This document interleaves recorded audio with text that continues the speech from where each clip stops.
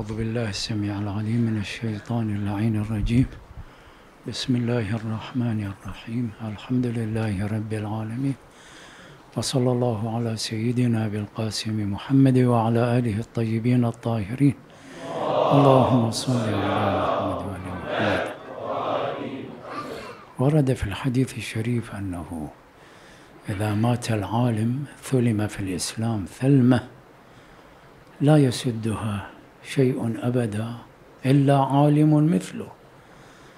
هذا الحديث يمكن تطبيقه بنحو من الأنحاء على العاملين الرساليين أيضا، فإن موتهم وفقدانهم أيضا يشكل ثلمة، لأنهم مرابطون على الثغور، يعني في جبهة المواجهة مع الشيطان، فأكيد يتركون ثلمة ويتركون فراغا بغيابهم لا يسده شيء إلا عالم مثله الحديث.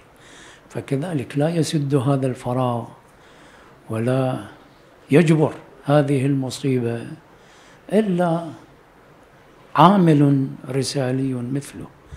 وهذا أعتقد هم جزء من الوفاء، جزء من الوفاء للفقيد الراحل وأمثاله من العاملين الرساليين، هو أن نوجد البدائل. طبعا البدائل ما توجد بين عشية وضحاها، يعني حينما نفقد الشخص نفكر بأن نوجد بديل له في العمل. لا، العامل يحتاج إلى جهد وجهاد طويل إلى أن يكون بهذه المرتبة التي كان عليها الفقيد. فإذا علينا أن نبني أنفسنا ونهيئها، ولا ننتظر كما العلماء مثلا. افترض من يموت لا سمح الله مرجع، عد نفكر بإيجاد بديل له. هو ما صار مرجع وما صار مجتهد إلا بعد جهود 40 و50 سنة، فعليك أن قبل 40 سنة تفكر وتسعى لأن توجد البديل. فإذا شكل وصورة من صور الوفاء أكيد هذا اجتماعكم وحضوركم، وإن شاء الله أجر هذا الاجتماع ويكون للفقيد لأن هو السبب في ذلك. والشكل الآخر قلنا أيضا من الوفاء والبر به هو أن نسد هذا الفراغ. نسد هذا الفراغ قلنا ليس لما تقع من المصيبة، لا، إذن سنعيش فراغ طويل إلى أن نوجد البديل. لا، علينا أن نضاعف الهمة ونعي مسؤولياتنا إن شاء الله تعالى ونهيئ البديل، بل البدائل. هو ما الفرق بين الرسالي وغيره من المؤمنين؟ المؤمن يعمل لإصلاح نفسه وجزاه الله خير على ذلك، من الرسالي لا، الذي لا يقف عند هذا الحد وإنما يعمل على إصلاح الآخرين وهدايتهم. فإن شاء الله تعالى هذا جهدكم وهذا التعهد الذي سمعناه منكم هو فعلا هذا خير هدية نهديها له إن شاء الله تصله ثوابها هذا كله في ميزان أعماله. وهذه على كل حياة، وإن كان أكيد صدمة، الحادث صدمة، والموت هو هذا، إنك ميت وإنهم ميتون. والإمام الحسين يقول لأخته العقيلة زينب إن أهل الأرض يموتون وأهل السماء لا يبقون. فهذه سنة الحياة، وعلمنا الزمن أنه يختطف بين لحظة وأخرى.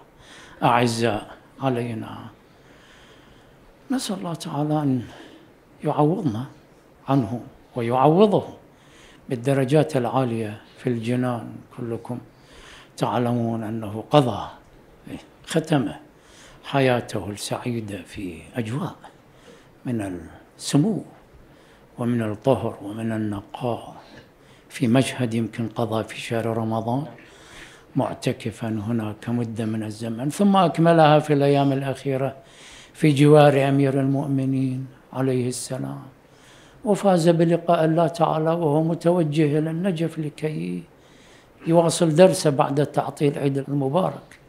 ولا حديث تقول أن طالب العلم كلما يسلك طريقا الملائكة تستغفر له ما دام يسير. فهذه كلها إن شاء الله تعالى علائم على فوزه. وهذا يمكن اللي يسلينا ويسلي كل الأحبة أنه إن شاء الله من الفائزين. فزت ورب الكعبة. لما أنهى الإمام أمير المؤمنين مسؤوليته واطمأنت إلى النتيجة التي تحققت له، فزت ورب الكعبة. هذا هو الفوز الحقيقي إن شاء الله تعالى. ليس اجتماعنا للرثاء ولا للندبة، وإنما لكي نعدد هذه المآثر ونستذكر هذه النجاحات في الحياة حتى تكون قدوة للآخرين. شاعر أظن الشيخ صالح الكواز رحمة الله عليه يخاطب أصحاب الحسين عليه السلام يقول: خذ في ثنائهم الجميل معددا، فالقوم قد جلوا عن التأبين. لا نقف هنا لتأبينه، وإنما نقف لبيان مآثرهم حتى يستمع إليها أمثالهم من الشباب ومن غيرهم ويتأسون بها.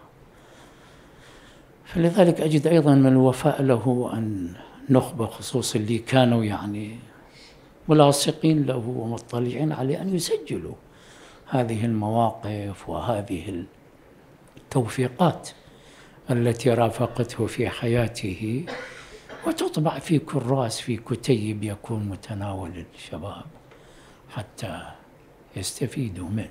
حديث يقول: من ورخ أي أرخ مؤمنا فقد أحياه. حينما تسجل للتاريخ ما تعرف عن شخص كأنه قد أحيته. لذلك نشوف علماءنا الأعلام 1000 سنة صار للشيخ الطوسي كأنه حي، لأن مسجلة سيرته وآثاره وعلومه وتطلع عليها باستمرار، فإذا لم يمت. فهذا أيضا جزء من الوفاء إن شاء الله، يصدر كتيب يسجل به هذه حتى يكون قدوة وأسوة إن شاء الله تعالى. ولنا أكيد سلوى في مصائب أهل البيت سلام الله. أنست رزيتكم، الشاعر يقول: رزايانا التي سلفت وهونت الرزايا الآتية. كل ما يمر الإنسان بمصيبة تجد أكثر منها مرت بأهل البيت سلام الله عليه.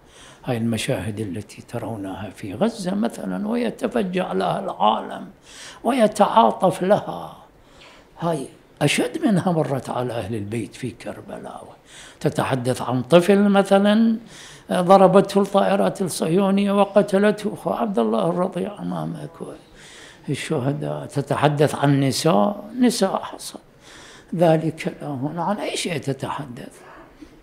أهل البيت سلام الله عليهم حتى يكون الأسوة في كل شيء. هذا الذي يهون علينا أن هذه المصائب أفجع منها وأعظم وأقسى مرت على أهل البيت سلام الله عليهم.